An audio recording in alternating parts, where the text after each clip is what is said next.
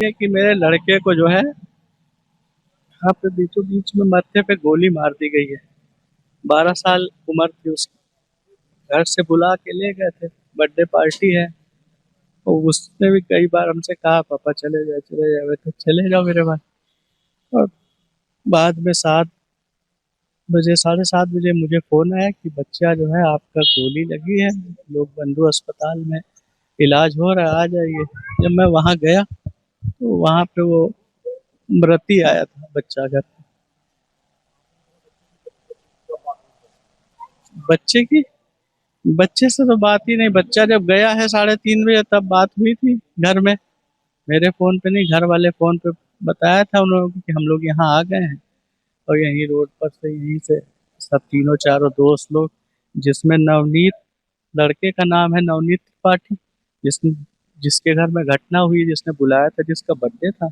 एक कार्तिकेय है कोई लड़का, और एक अभिनव है। और नवनीत जो ड्राइवर था गाड़ी का, वो ड्राइवर है नवनीत। और संजीव त्रिपाठी जो हैं, वो उनके पिताजी हैं लड़के के। और ये जो है, और नवनीत की मम्मी है। बस इतना मुझे पता नमस्कार, मैं आप सबका अपने YouTube चैनल पे स्वागत करता हूं। आज हम बात करने वाले हैं लखनऊ के उज्जैन खान मर्डर केस के बारे में। आइए जानते हैं क्या है ये पूरी घटना और इस पर परिवार का क्या आरोप है। ये घटना 28 फरवरी 2026 की शाम को लखनऊ के कृष्णानगर इलाके में हुई, जहां 13 वर्षीय उज्जैन खान, जो भैंसी गांव का रहने वाला था और कक्षा 7 का छात्र था, उज्जैन अपने दोस्त नवनीत की बर्थडे पार्टी में गया था। बताया जा रहा है कि उज्जैन उस दिन रोजे से भी था।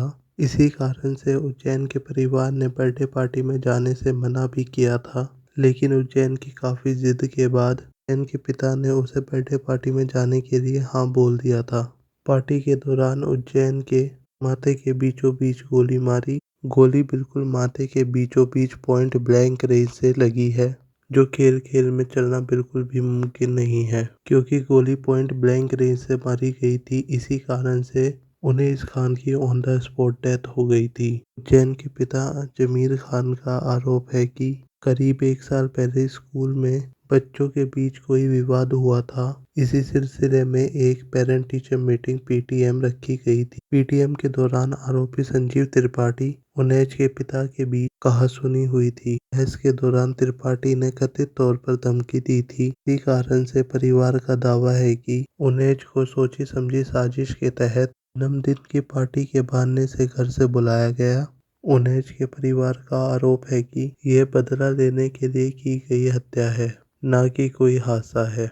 उन्हें के पिता का यही कहना है कि गोली माथे के बिल्कुल बीचों बीच लगी, जो सीधे माथे पर सटाकर पॉइंट ब्लैंक रेंज से मारी गई प्रतीत होता है। उनका आरोप है कि किसी ने उन्हें के हाथ पैर पकड़े और फिर उसे गोली मारी गई। पुलिस की शुरुआती जांच के अनुसार यह मामला हार्श फायरिंग या एक्सीडेंटल फायरिंग का है। पुलिस का कहना है कि बच्चा कार के अंदर जन्मदिन मना रहा था और वहां रखी संजीव त्रिपाठी की लाइसेंस रिवॉल्वर से खेल रहा था। इसी दौरान गलती से ट्रिगर दब गया और गोली उज्जैन के माथे पर जा लगी। पुलिस इस बात की जांच कर रही है कि एक नाबालिग लड़के की पहुंच तक लाइसेंस हथियार कैसे पहुंचा और इसमें किसकी लापरवाही है। पुलिस ने पीड़ित परिवार की शिकायत के आधार पर बीएनएस की धारा 103 क्लॉज 1 हत्या का मुकदमा, बीएनएस की धारा 351 आपराधिक धमकी और सेक्शन 3 क्लॉज 5 जब एक ही अपराध कई व्यक्ति द्वारा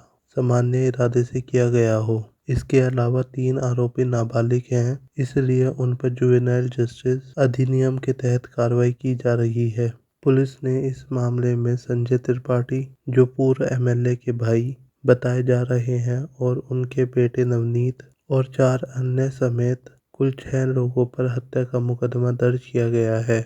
मुख्य आरोपी संजीव त्रिपाठी को उत्तर प्रदेश के एक दिग्गज नेता, डिप्टी सीएम करीबी रिश्तेदार बताया जा रहा है। बताया जा रहा है कि वो डिप्टी सीएम बीजेपी सरकार में ही है। इसकी वजह से परिवार शासन पर निष्पक्ष कार्रवाई न करने का आरोप भी लगा रहा है। उन्हें के पिता जमीर खान ने उत्तर प्रदेश सरकार की कार्यप्रणाली पर सवाल उठाते हुए भावुक होते हुए कहा, अगर आरोपियों की जगह मैं या मेरा बेटा होता तो अब तक प्रशासन मेरे घर पर बुलडोजर लेकर पहुंच चुका होता और घर को गिरा भी दिया होता। परिवार का कहना है कि पुलिस इसे एक्सीडेंटल फायरिंग बताकर मामले को हल्का करना चाहती है। उज्जैन की मां और बहन का रो रो कर बुरा हाल है। उनका कहना है कि उज्जैन को धोखे से बुलाकर मार दिया गया। मां और बहन ने सरकार से एक ही मांग की है, आरोपियों को फांसी या सख्त से सख्त सजा दी जाए। इस घटना के सामने आते ही लखनऊ के स्थानीय लोग और सोशल मीडिया पर भारी समर्थन देखा जा रहा है। लोगों ने जस्टिस फॉर उज्जैन के साथ परिवार की मांग का समर्थन किया जा रहा है और सोशल मीडिया पर निष्पक्ष जांच की मांग की जा रही है। आप लोगों को क्या लगता है, इस मामले में सच सामने आ पाएगा या फिर ये भी एक फाइल बनकर ऐसे ही पड़ा रहेगा? मुझे कमेंट कर ज़रूर बताएं और प्लीज़ इस चैनल को सब्सक्राइब करें और ये वीडियो ज़्यादा से ज़्यादा लोगों तक पहुँचाएं। धन्यवाद।